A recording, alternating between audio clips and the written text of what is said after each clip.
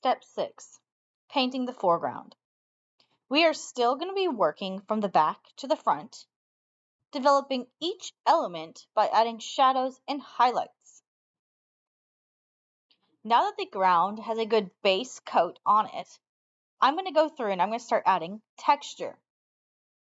Just like I was painting the clouds, where I was gently using the side of the brush in a tapping motion to make it look fluffy, it can also make it look bumpy with use of higher contrasting colors.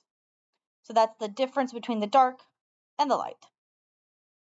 Again, notice that my paint palette has all the paint colors ready before I started painting. Notice that I am changing colors without having to wash my brush because I'm grabbing it straight from the plate. Because the ground closest to the front of the picture seems to be a bit smoother than the rocky part that's jutting out into the water, I'm going to paint it smooth like I did before and go back and add a few of the details that stand out to me in my reference photo. Also, you may have noticed that I redid the shadow that is on most of the ground. This is because I also wanted to give the illusion that it was the ground that is bumpy that has the shadow.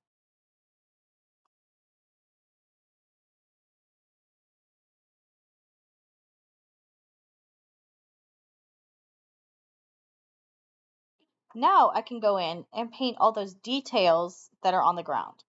The rocks, the twigs, tiny pebbles, anything that stands out. I am also going to go back through the large tree trunk that is at the front of my paper and add more texture to make it look more realistic.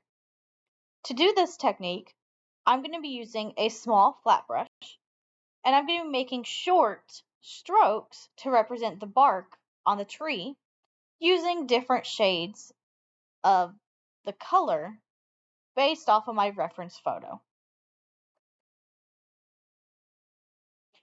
Remember that we are working from the back and slowly working our way forward. So before I do the leaves that are on the trees in the front, I'm going to do these short trees that are further towards the back of the midground. To do this technique, I'm going to be using a small brush. My paint palette is ready and filled with several different shades of green, a medium, a dark, and a light green. And then I'm going to be using a gentle tapping motion the direction the leaves will be growing. So since the leaves usually go up towards the sky, my brush is going to be angled the direction up.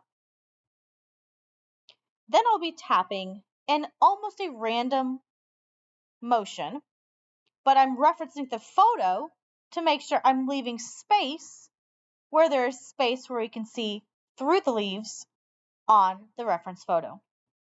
Basically, don't put too many leaves. You can always add more later. Now it is your turn.